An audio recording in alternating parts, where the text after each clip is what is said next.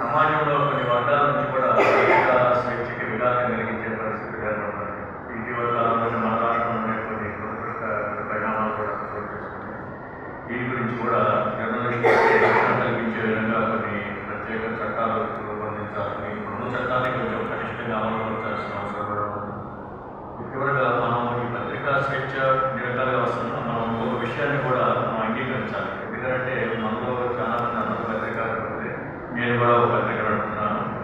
మనం పత్రికా స్వేచ్ఛ గురించి మాట్లాడుకునేటప్పుడు మనం పత్రికలో స్వేచ్ఛ కూడా మనం ఇవ్వాల్సి ఉంది. విలేకరులకు కూడా మన సంస్థలో పనిచేసే విలేకరులకు కూడా మనం ఎంతవరకు స్వేచ్ఛ ఇస్తున్నాం ఏంటి అనేది ఆ పత్రికలో స్వేచ్ఛను కూడా మనం కొంచెం అమలు చేయాల్సి ఉంది. దీన్ని మీరు ఎవరు నెగిటివ్గా తీసుకోవాలి, నేను జనరల్గా చెప్తున్నాను. ఇక ఈ కార్యక్రమంలో ముందుగా సీనియర్ జర్నలిస్ట్